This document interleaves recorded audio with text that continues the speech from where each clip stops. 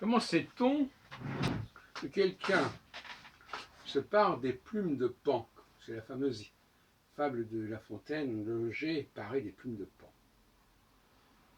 Aujourd'hui, n'importe quel imbécile peut aller voir sur Internet, piocher des informations sur Internet et vous dire est-ce que vous savez ceci ou cela.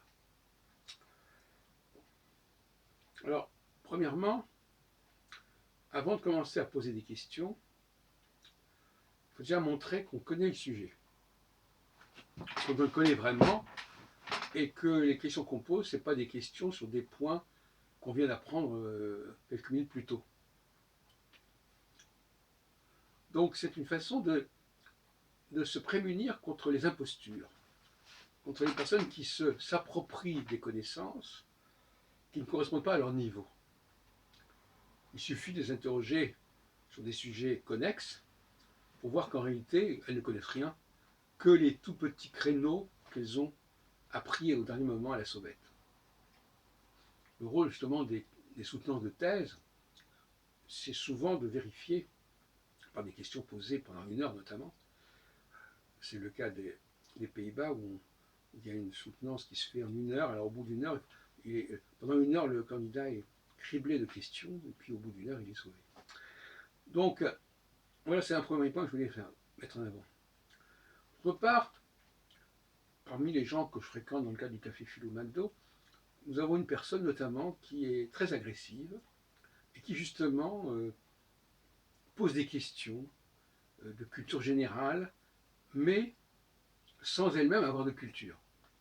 Et donc c'est des trucs qu'elle a pioché comme ça, au dernier moment, et elle ne sait même pas distinguer entre ce qui est vraiment censé être connu de tous et ce qui est une information que personne, à part quelques spécialistes, possède.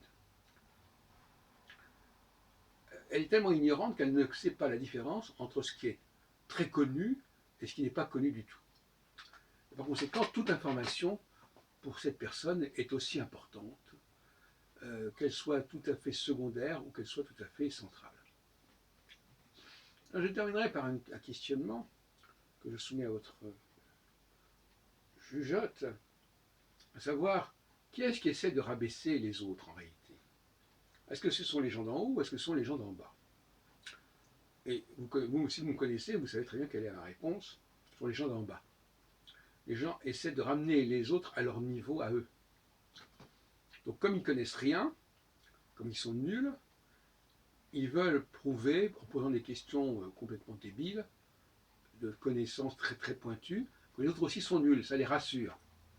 Ça les rassure de penser que tout le monde est nul. Le problème, c'est que eux, ils ne connaissent rien, et les autres, ils ont des connaissances générales qui sont à peu près solides, mais qui évidemment ne vont pas jusqu'à un certain détail qui est réservé aux spécialistes. Et donc quand on regarde sur Internet, on peut regarder des tas d'informations en vrac. Certaines sont extrêmement centrales et supposées être connues de tous, et d'autres sont extrêmement particulières et réservées à des gens qui sont extrêmement érudits. Voilà, donc on a assisté ce soir, on a eu d'ailleurs des extraits, enfin pas grand-chose, on a assisté ce soir à une exhibition de cet ordre-là, de quelqu'un qui posait des questions de manière extrêmement maladroite d'ailleurs, et qui trahissait sa propre ignorance. Je lui avais dit avant qu'il s'amuse à ça, faites très attention parce que en voulant prouver que les autres sont des ignorants, vous allez surtout prouver que vous l'êtes un ignorant. Et donc vous prenez le risque de vous faire remarquer par votre inculture en posant des questions qui, soi-disant d'après vous, vont montrer l'inculture des autres. Voilà. Et on peut transposer cette discussion évidemment sur d'autres sujets. Quelqu'un qui va lire un texte, va dire j'ai écrit ce texte, et puis en fin de compte, on s'aperçoit qu'il n'a pas les connaissances, il n'a pas le background, il n'a pas les bases qui lui auraient permis d'écrire ce texte. Et c'est très intéressant ce décalage entre ce que les gens prétendent faire et les facultés qu'ils possèdent réellement. Par exemple, un cas limite, c'est évidemment quelqu'un qui va jouer une sonate d'un compositeur, alors que lui-même n'a pas la trempe d'un compositeur, Et par conséquent, il est dans l'imposture quelque part. Et comment prouver qu'il est dans l'imposture? Comment prouver qu'il n'était pas du tout capable d'écrire cette musique-là? C'est un sujet sur lequel on reviendra peut-être un jour. Mais ce qu'on peut dire, c'est que, visiblement, livré à lui-même, il n'a pas pu écrire cette œuvre en question.